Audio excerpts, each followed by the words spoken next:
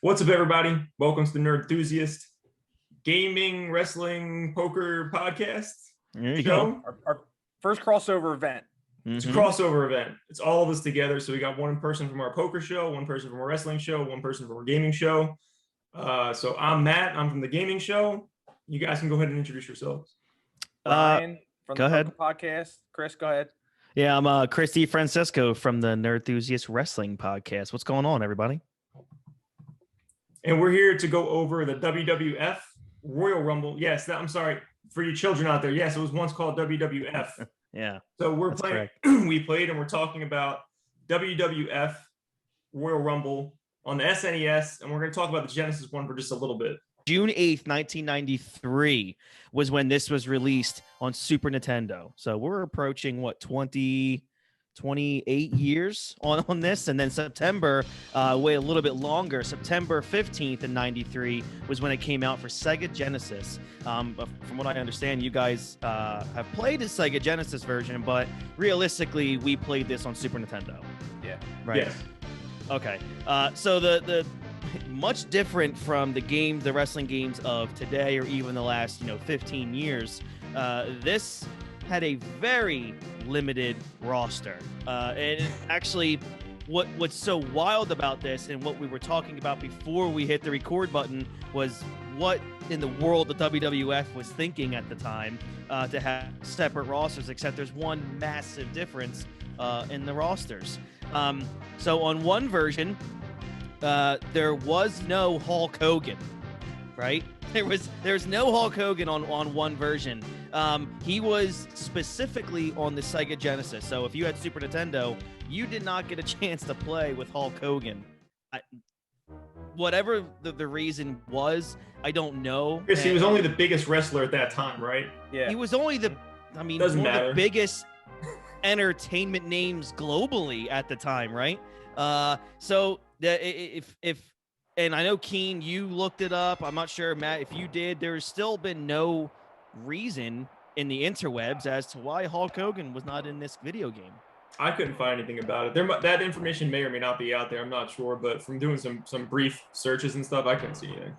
So before I hand this back over to Matt, to just really quick let you guys know the rosters. So it's not what you guys have played lately where there's 250 people on a roster for a video game. Here was the roster. You had Bret Hart. You had Crush. No idea how they came up with that one. I'm sorry, Chris. Was this the roster for SNES or Genesis? This is I'm trying to think here. This is the entire roster in both games. This is combined. Oh, here, I have them separated. I'll give you guys them separated. Go ahead. Let me see. Just so you guys can see the differences between the two. Okay. Because they're pretty significant. Okay. All right, so SNES and Genesis both had Randy Savage. Mm-hmm. It's a must. Yes. Bret Hart is on both versions of the game. Mm-hmm. One had Hulk Hogan, like you mentioned. And then we're going to say the other one had... So Genesis had Hulk Hogan. SNES had Tatanka. Anka. Oh, man. Undertaker was in both. Crush was in both. Lex Luger, who's the narcissist in the game. The narcissist, yeah.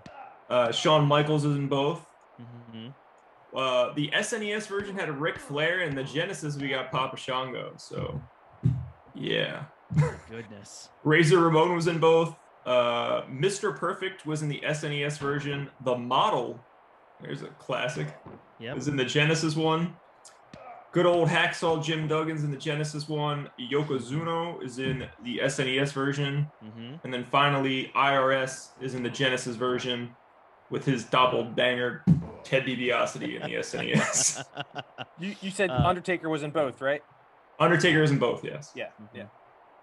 Yeah, that's just wild. For those of you who don't know that, the people that are going to be watching this, the narcissist Lex Luger, this was a year. So 1993, when this game was released, we are literally a couple months after the final WrestleMania appearance in the WWF for Hulk Hogan. I mean, for about 12 to 15 years. But that was it. Hogan was gone after April of 93. because he did not appear at WrestleMania 10. He was done. Was 94. Another cool fact for those of you, IRS Erwin R. Shyster, his son is Bray Wyatt, and currently a top superstar in WWE. Papa Shango, for those of you who watched the Attitude Era, was the Godfather, the man that carried around a hoe train every Monday night on Raw. So I did not know that. That's awesome. Yeah. Dude, it's funny you mentioned that, because a lot of people wouldn't pick up on that unless you followed it through the 90s and then into the modern era, because he's gone and then all of a sudden he comes back and you're like, wait a minute, he looks so familiar, and then you do a little bit of research and you find out that that's who he is. Unbelievable. Papa Shango, if Papa Shango, that character, was around today, he'd be badass.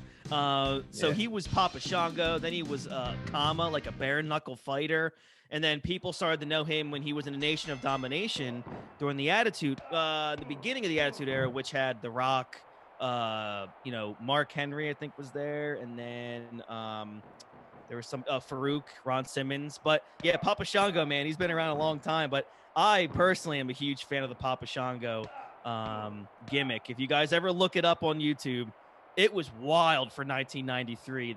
This voodoo weirdo that was coming out and doing just freaky stuff back then.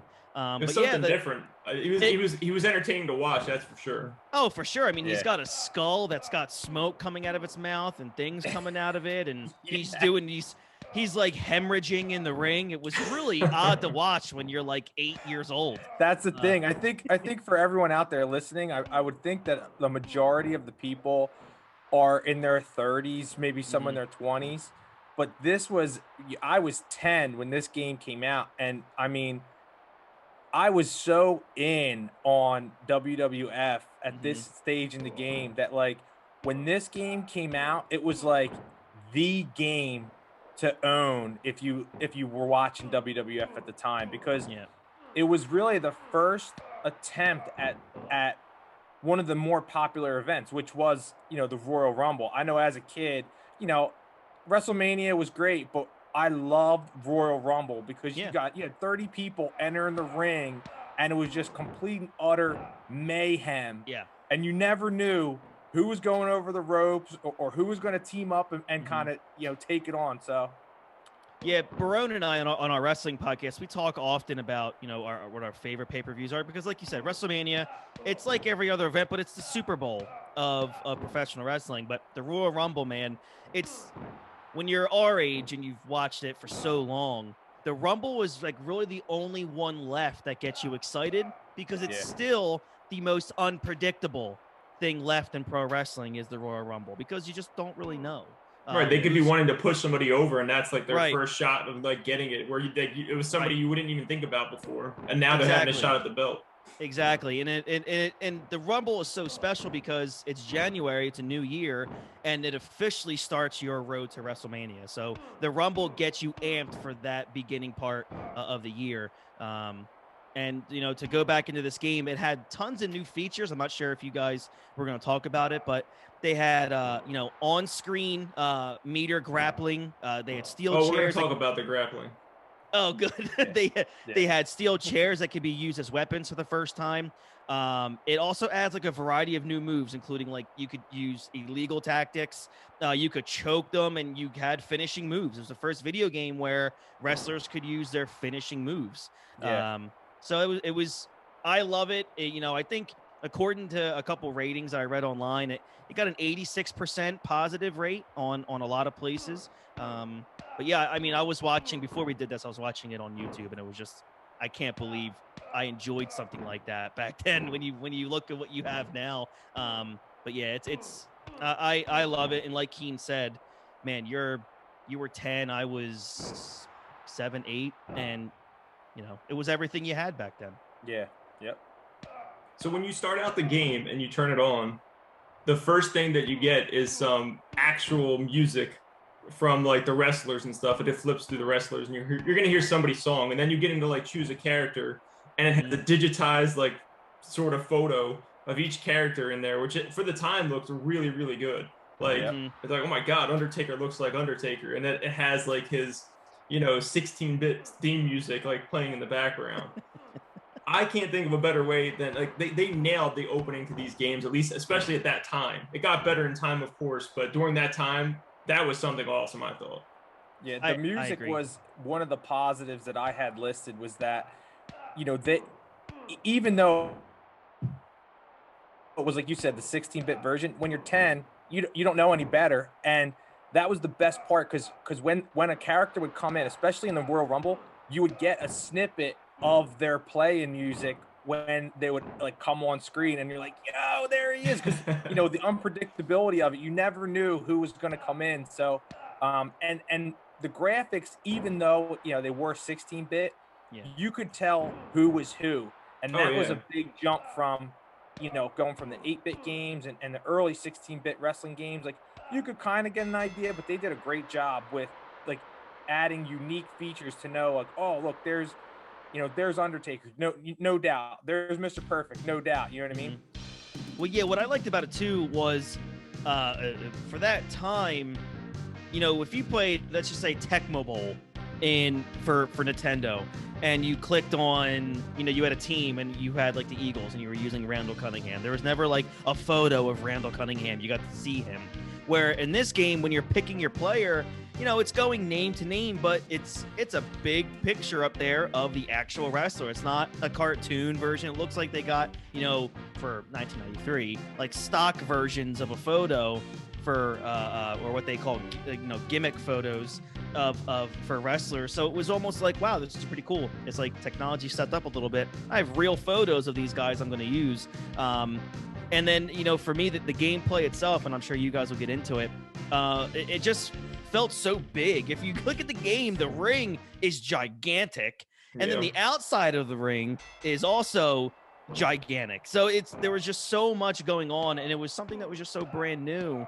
And as a wrestling fan, man, I just ate it up. And just watching it now, not right now, but watching it this morning, like on YouTube clips, my gosh, it just takes you all the way back, and you kind of get excited that you want to just play it again. I mean, that's the good thing that we have the advantage of, is I don't have an SNES system. I actually have like a Retron where you can play several different style of games, and I have just those like classic niche games that were the game to have for the system. And this was one of the, I wouldn't say one of the first, but this was one of the SNES games that I'm like, I have to have this. And for you guys listening, you go on eBay, you can get a copy for yourself for like $13. And I mean, come on, you spend $13 at Chick-fil-A, you know what I mean?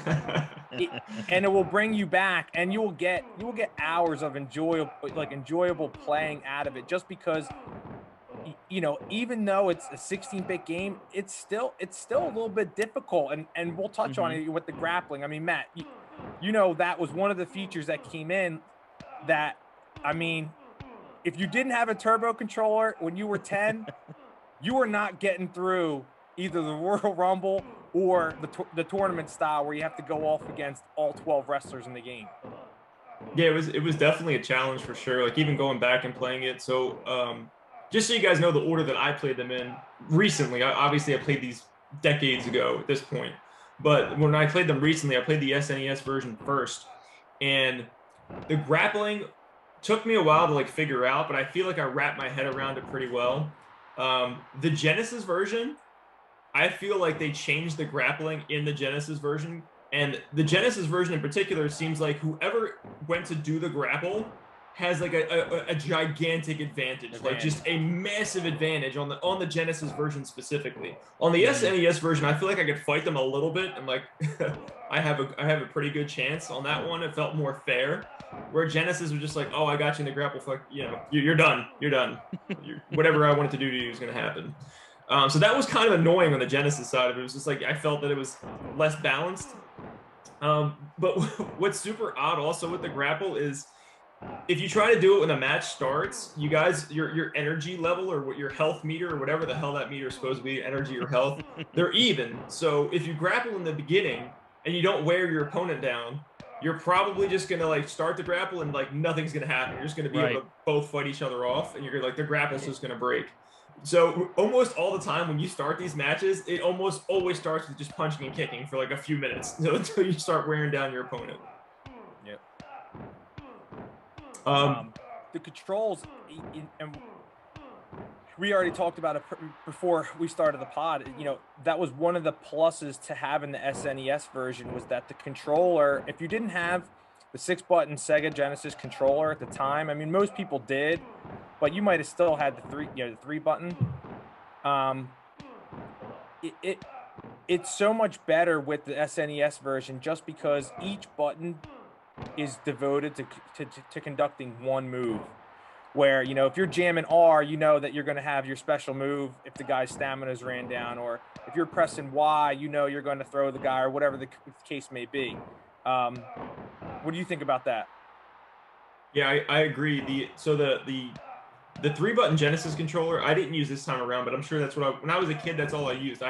My system came with two 3-button controllers.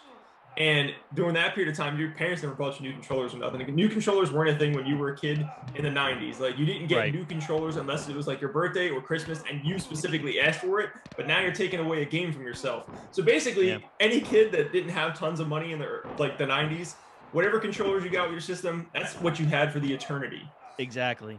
So I had those 3-button controllers growing up, and I don't know how I even played the game back then. This time around, I played with a 6-button Genesis controller. And it separated the moves in a way where I was just like, this doesn't, like, it didn't make sense to me. And even after playing with it for like 30 minutes, I still kept hitting wrong buttons. And like, there was more buttons so you can do more things, but it's like, well, this just doesn't make sense, man. On the SNES controller, everything just made sense. It was way easier to play on the SNES. Yeah, man, the Genesis version had Hulk Hogan. It did. Yeah. But that's it. That's essentially it. Yeah, for sure. And I was going to ask you, Matt, just based off playing both versions, was it that significant of a game, like a gameplay difference from the SNES to Genesis? So for me personally, like, if you guys watch any of my old videos and stuff, I always talk about to me, gameplay is king. I don't care. Like, the story is great. I love all that stuff. But if your game doesn't play well, I'm not interested. And the Genesis version was so much harder for me to play that I was just like, I don't even want to. I know Hulk Hogan's in here. That's really cool. But I'd rather play the SNES version. I think the sound was a little bit better and cleaner on the SNES.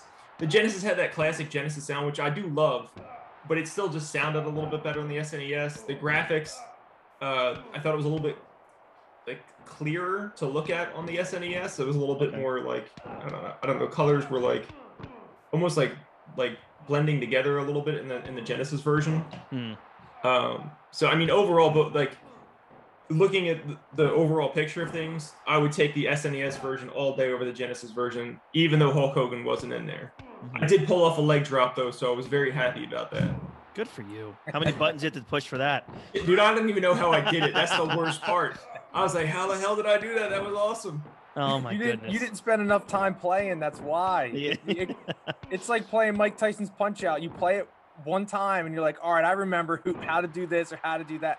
You must not have played it enough as a kid. Right. You like to do certain moves, you got to be like in certain positions on the guy's body. Like, you know, you have to be at the head to do certain things. You got to be at the feet to do certain things. And like I said, man, I wasn't that fortunate as a kid. You know, I'd get maybe 5 or 6 games a year, and I was playing this for months at a time. So putting it back in and firing it up, like, yeah, there was a little bit of like a learning curve, but within an hour, I was like, oh, I remember all this, and I was like right back into it. Well, that learning curve is really important too, because like, this is a game where if you went and played this game right now, if you played it through an emulator, or if you like went out and bought a system and got it, or if you had a system laying around and you picked up a copy, whether it's SNES or Genesis, if you want to do the moves, you're gonna hop on the internet and you're gonna look up the moves, or unless you were fortunate enough to get a manual with your game. Yeah, those are things that used to exist. There were little pieces of paper that used to tell you how to play the game. This would have been a game where you would have like, how do I do this? Like, you would have grabbed the manual and you would have read it. That's what it was there for. So if you don't have a manual, you're definitely going to hop on the internet and be like, cool, how do I do Hogan's leg drop? You know? What I love about this game is actually the period of time that it's in. And I could take you guys into the weeds about like basically how much different this game would have looked if it came out like a year later. Really? Yeah. Like so what?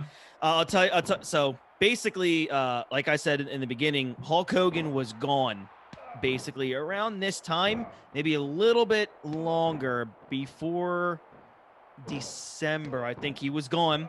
He was retired. He ended up in WCW like a year later.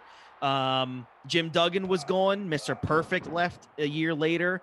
Randy Savage's final WrestleMania was in '94. All those guys went to WCW. Is that what happened? Yeah, either they were let go or they went to WCW. Randy Savage was gone. Ric Flair was gone. Let's see here. Rick the Model Martel, I think he pretty much left by early '94. Before that, they turned the company and put it on the back of the narcissist Lex Luger. They basically tried to turn him into like the Lex. Do you remember like the Lex Express, where he was all United States, America? Yeah. They were trying to turn him into the next Hulk Hogan, and it just didn't work, obviously. So yeah, I mean, and basically within a year, the entire foundation of the WWF from this game would have been drastically different. Which is I like looking at that things like Barone and I can do a whole show on looking at the difference between September of '93 and September of '94 and how this entire video game would be null and void. Well, I don't think anybody would have bought it too. If you remove that roster, like, I mean, come on, man, those are like some of the most iconic wrestlers of all time are in both of those games. Like, if you remove those people from it, then what game do you have? Like, you can't just put the narcissist or Lex Luger or whatever the hell he was going by then as your main guy in the game. Like, it's like, all right, whatever. Yeah, and it's crazy because I mean, this game must have been a really good financial cow for WWF because in 1993, man. Between 93 and like early 96, WWF quarter after quarter were on the verge of shutting down. I mean, they couldn't even, Keen and I, or actually all three of us went to a very small high school of like 400 kids, right? So in like 93, WWF was having problems selling out high school gyms on the road. So, from like 93 to 96, it was bad. Creating these video games must have made, Vince a good amount of money to stay afloat because they were not doing well financially at all at this time. So these video games and the action figures were really kind of probably what kept them afloat for a while. Hey, Chris, real quick, do you thinking about that period of time, since you are so familiar with it, were there any wrestlers that you can think of that could have been in either game that should have been in this game that weren't? In terms of like stars, I think they hit the nail on the head pretty well with the stars. I mean, you had Bret Hart, you had Shawn Michaels, Razor Ramon. You couldn't have put Diesel in there because Diesel had like just showed up at the end of '93, so that wouldn't have been good. You have Randy Savage. I mean, the fact that they even have Ric Flair in there is surprising to me. You have The Undertaker. Man, I'll tell you what, no. I mean, that's how bad it was in '93, '94. Like, what you see on this video game were the guys. Like, that was it. And then, I mean, like I said, you're at the end of Hulk Hogan. Randy Savage's last match with the WWF was in April of '94 at WrestleMania 10, and he was gone. Ric Flair was gone like right around this time in '93. He went back to WCW. So realistically, that company had only Bret Hart, Undertaker, Razor Ramon, and Shawn Michaels. I mean, they were the guys. Yeah. That's all they had. That's crazy. That's how important Hulk Hogan was to everyone who wants to put different people on Mount Rushmores. There is no Mount Rushmore unless you start it with Hulk Hogan, because literally that was he was the golden goose, and you take him out. That's why I can't believe he wasn't on both versions of the video game. It's mind-boggling to me to look back at that. Yeah, I wish I knew what happened with that. It's so bizarre. Yeah, that he wasn't in the SNES version of the game. I'm imagining it has to do with money, but I mean, who knows? But it seems like it most has to be with money. Has to do with money. Yeah, it's always two things in wrestling. It always has to do with cash and creative. That's all it is. Here's one thing that one was published by a company called like Flying V Entertainment, I think is their name, and the other one was LJN, and LJN was the SNES version. They are notorious for making terrible video games, and they actually made a better version, in my opinion, this time around, which is that's shocking in and of itself. But I wonder if some of that licensing agreement, how they had different wrestlers, was because one was by that, it was Flying Edge. I said Flying V. It's Flying Edge Entertainment was the one who made it for the Genesis, as opposed to LJN for the SNES. So I wonder if that had something to do with it, which is really bizarre because if you played the game, they play very similarly. Yeah, the controls are a little bit different. The grapple system's still in there, the punch, the kick, they have special moves for their characters. So it was like, the game was like almost the same, like almost like a port. But then they were like, well, we're going to port the game, but we can't get the same wrestler, so that's the one thing we're going to change. I wonder if that had something to do with it. Maybe. I mean, if it's Hulk Hogan at that time, it had to do with money.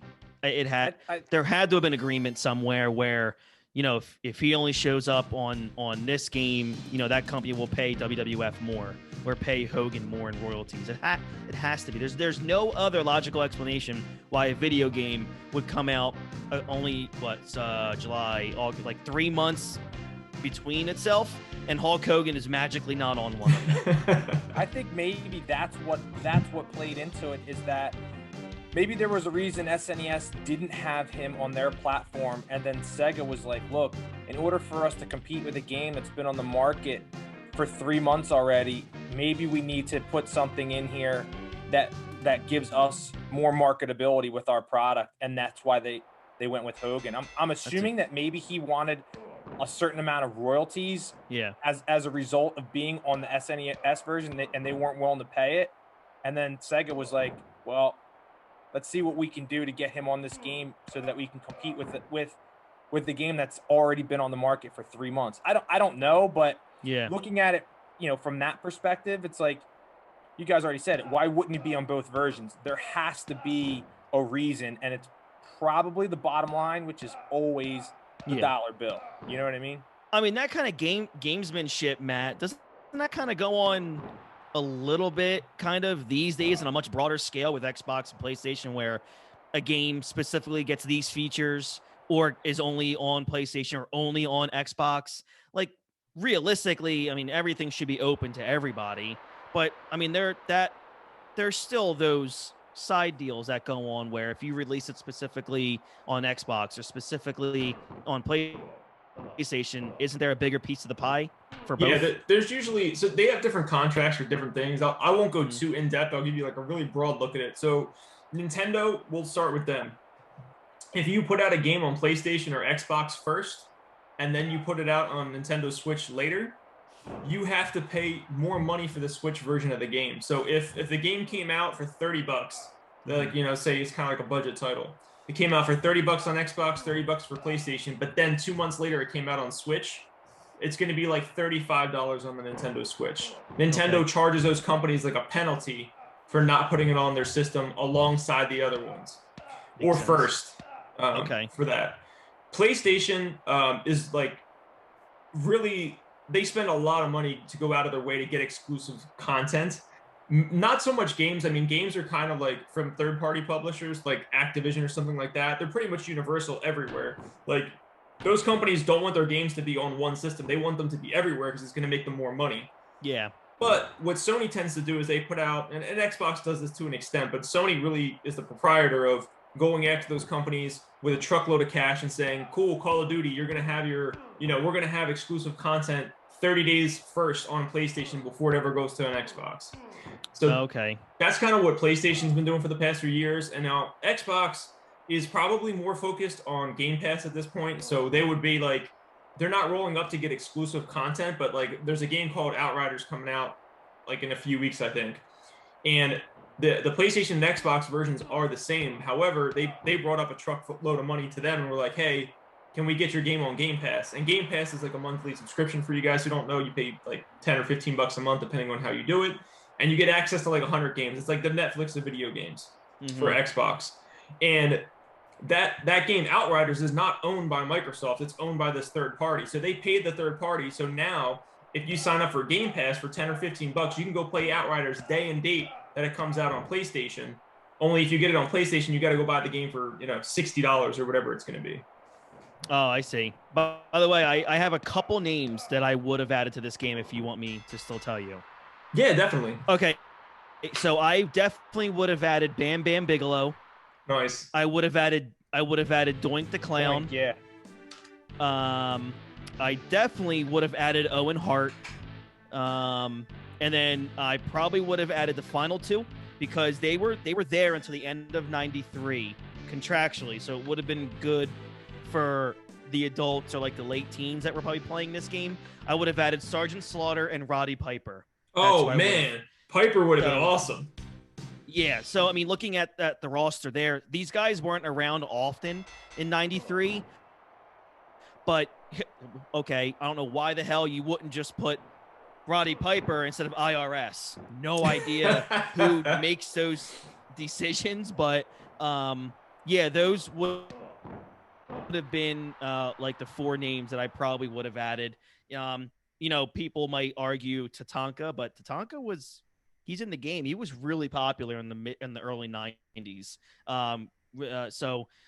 Yeah, just a few names I would have added there that would have done very well, especially Sergeant Slaughter and Piper would have done really well, I think, to add into that game.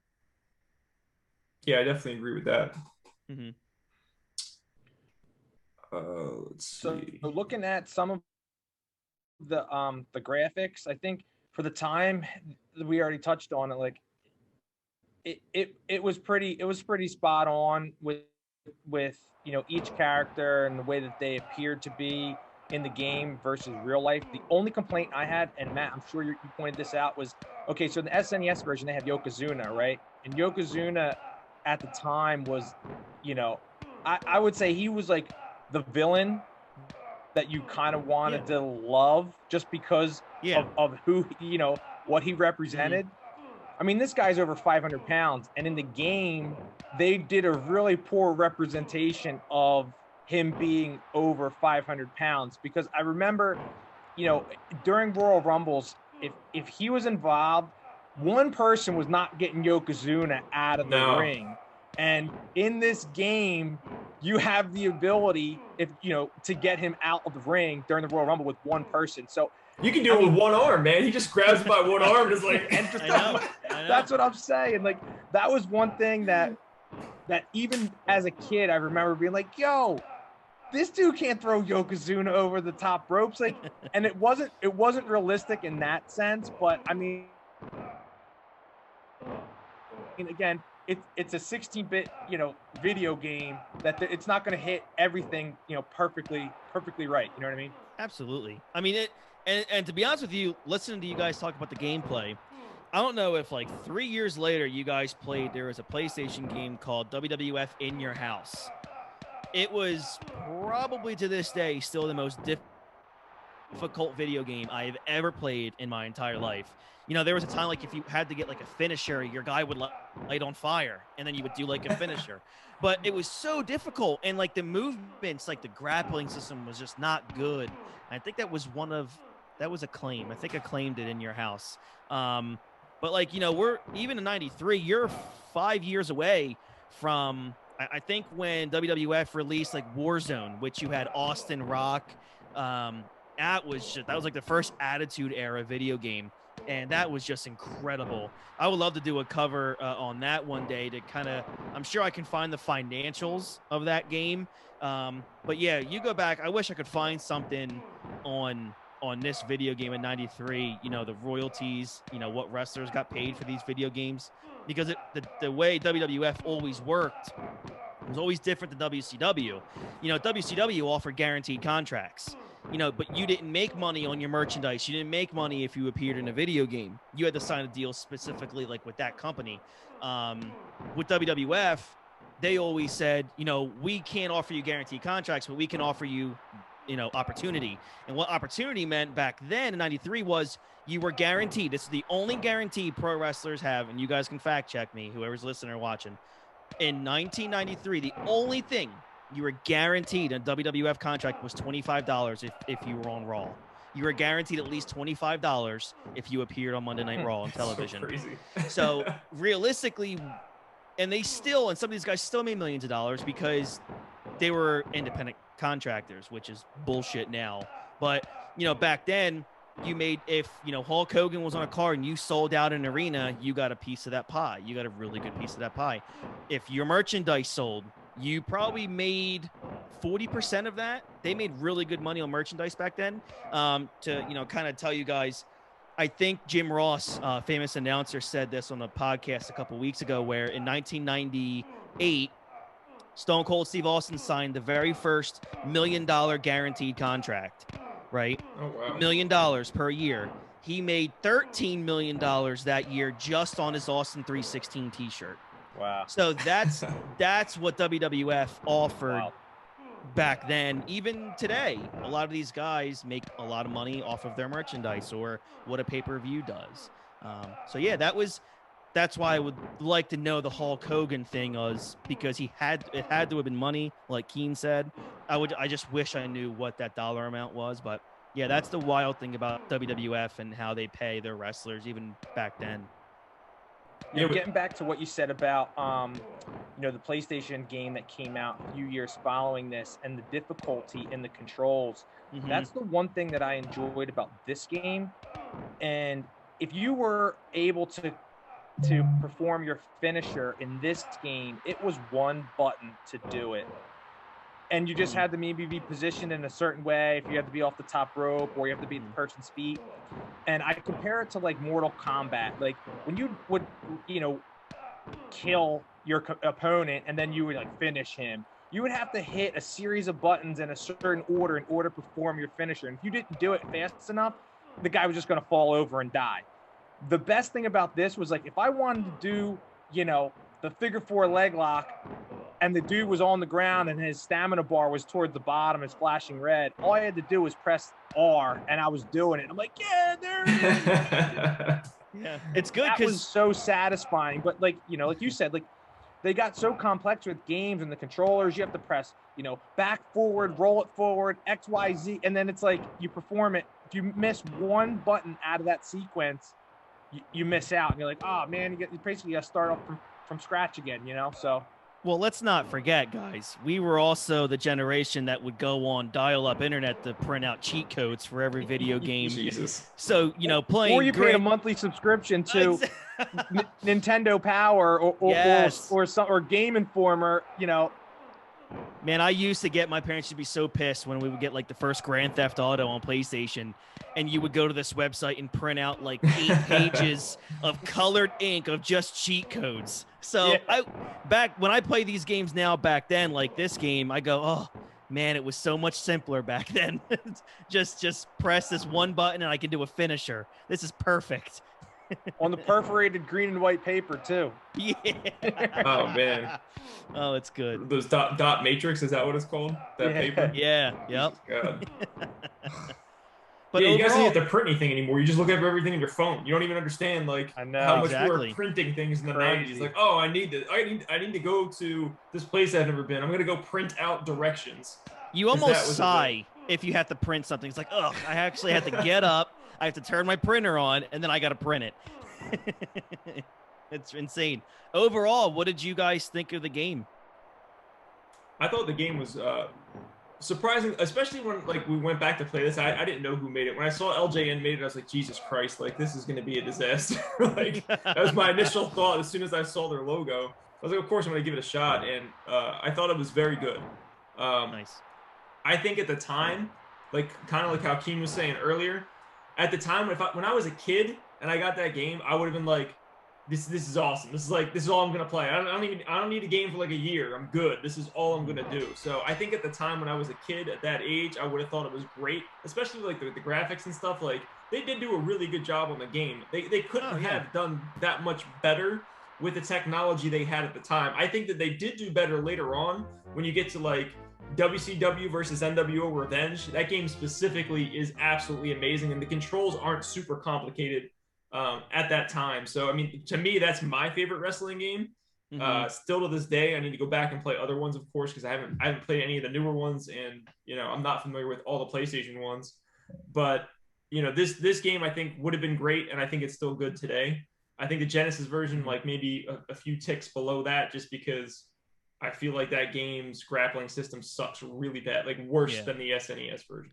Yeah, I mean, for me, if you have to go play some of those early 2000s, early 2000s PlayStation games, like SmackDown, Here Comes the Pain, Brock Lesnar's on the cover.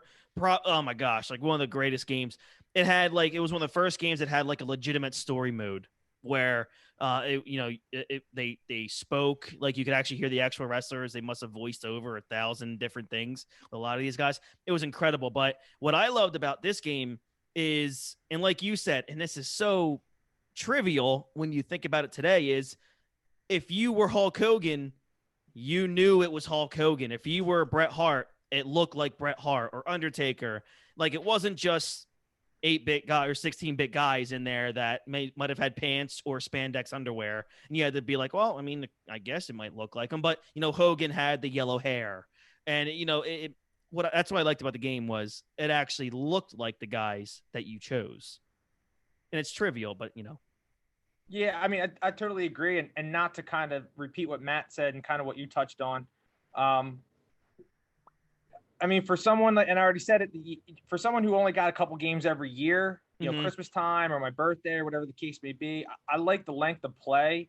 Yeah. Like the different styles, you could do one-on-one, you could do a brawl, you could do a tournament. Like it had a lot of playability where if it wasn't like your playthrough game where, there's stage 1, stage 2, and then you get to stage 8 and you beat the game. And then it's like, well, what now?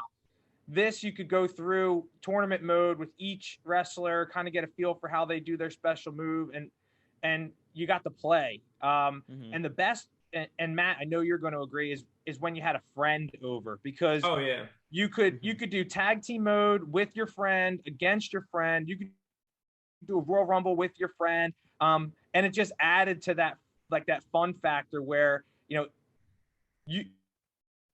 you have it, your buddy has it, you have it at different houses, and then when you come together to play, it's like, yo, you're going down, and it just adds to it. I mean, nowadays everyone's going over through online play, and you don't really get that in your house kind of setting. You play Madden online, you might be talking over the over your headset or whatever the case may be. This is like the game that you would play side by side against your buddy, either against them or with them, and like that adds to the nostalgia of it, of being like a kid, and you had sleepovers, your boy was there, and it's like, yo, we're playing this all night, so.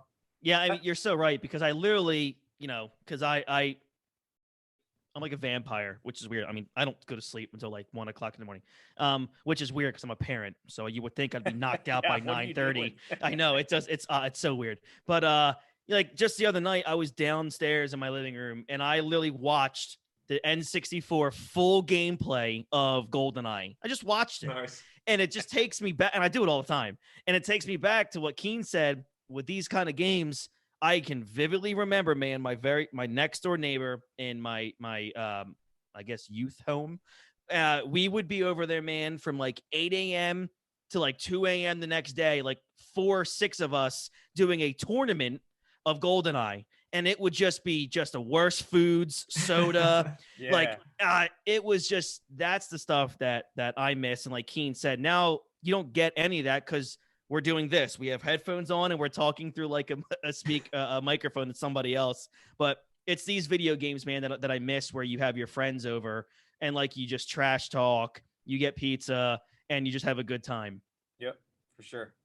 Yeah, I played a lot of it. We did tag teams mostly, like when we would play 2-player, because then you can get you get a variety of wrestlers. You don't have to choose just one wrestler. You can get 2. Right. And then I played a lot of tag teams when we did multiplayer. But one thing I didn't do, one thing we didn't bring up earlier was there's different modes. There's like one fall, there's brawl, so we have those modes also. And I thought brawl is trash. Like brawl sounds so cool, and then all that happens is like you just knock the person's energy completely down to 0, and then it's just over. So I played brawl like once or twice. It's like, I'm never doing this again. Oh so man, did you play brawl, Keen? Yeah, I mean, like I said, it was kind of lame. Like, I agree. You're just pretty much beating the crap out of somebody until you exhaust their power. And once you've gotten the hang of it and you kind of know like the intricacies of the game, it becomes fairly easy. I think the Royal Rumble was obviously the best feature. Dude, for sure. Royal Rumble was great. Because it wasn't easy, because if you're running across the ring and you're bouncing off the ropes, you don't know who's going to be there that could potentially knock you over. So you have to play it like strategically to kind of like, you want to stay away from certain people and like you want to go after certain people. So yeah, I agree. Brawl kind of sucked. I did like the tournament style just because I thought it was a challenge to have to get through all the wrestlers with one wrestler in order to kind of be crowned like, you know, WrestleMania champ or WWF champ. But you know, now playing it now versus compared to then, like, you know, you might not enjoy it that much unless you have that nostalgic like feeling of being a kid in the 90s, or even like a young adult in the 90s, and popping this in and be like, oh, I remember this guy, or I remember this, or listen to this music, I haven't heard this in forever. You know what I mean? So the one thing with the Rumble too, that this is kind of a critique in the game, so when you get close to a wrestler, it has like a proximity gauge in it. Like whatever wrestler you're closest to is the one that you're like, your attention's going to be on. Like if you go to punch or kick, you're only going to hit that person, but it'll automatically change if somebody else gets closer to you. So like you'll be in the middle of punching somebody and the dude just turns around and starts like punching somebody else. Or you like, get grappled up. You're like, wait a minute. Oh my god. Yeah, so that was the only frustrating part, is you have no control over that. It's just who's ever closest to you is the one you're going to end up fighting. And just to give you guys a quick little history thing of how different the business became, just, you know, about 5 years later. Today, as we're recording this, is the 22-year anniversary of WrestleMania 15, which was in Philadelphia. And the tagline of this pay-per-view was the Ragin' Climax. So that that was the difference between the WWF Royal Rumble 1993 and 1999, and WrestleMania called the Ragin' Climax. Isn't that great? Attitude Era, man. That's good. Freaking I don't know. I watched a lot of WCW during that time. I know you're not the biggest fan, but I watched it. I mean, I was oh my god, NWO it's all I cared about back then, man. There was a point, like probably around this time is probably when I stopped watching. Like when Macho Man and like all those guys left, I just stopped watching wrestling. And then like when NWO started, I was like, what the hell is NWO? And I remember like watching it for the first time, like, this is awesome. Why haven't I been watching this? Yeah. And then like that just got me hooked on WCW for quite a while. Hulk Hogan, man, he changed the business twice. It'll never be done again. Yeah, freaking crazy, man. I know. There is no Austin or Rock, man, unless you have NWO. Yeah, that's true. But you guys have anything else to add? I'm pretty much good with everything that we talked about with these two titles so far. Yeah, and I just kind of finish it off. If you're out there, you're listening and you're watching, it's a cheap buy. You can find it on eBay. You could probably go into a GameStop. You might even be able to find something in there, or like one of those retro, game stores that are out there. It's $13. You spend $13, $14 on something else, I'm sure, that is sitting in a drawer somewhere you haven't used in years. Like my Sega Saturn that Matt you wants. know what I mean? So I would definitely check it out. It'll definitely give you at least a day of enjoyment. And if you have young kids, it's perfect kind of to introduce to them when they're like 7 or 8 years old. I mean, yeah, they might not be into it, but if you have a kid who's into wrestling now, you can kind of bring up the old stuff that you were into then and kind of get them into the fold. And it gives you like something to bond over them with. You know what I mean? Like, so that's just a thought out there. For sure. Well, if you just a tip, if you really want to manipulate your kids, they have no concept of time thanks to the way that TV works now. So you can go back and put on WWE Network or Peacock or whatever the F they're calling it this week and play those old ones. And they would probably, other than it looking really weird because the cameras were obviously not the same back then, they would probably have no idea that was from like 20 years ago. You know? No. My daughter loves the Undertaker's theme music. So I don't know if that's terrifying or not, but that's awesome. Like if I'll be watching like a match from any time of the past 30 years since the guy's been around for my whole life, And as soon as she hears the gong, she'll stop wherever she's doing in the room and just stare at the screen.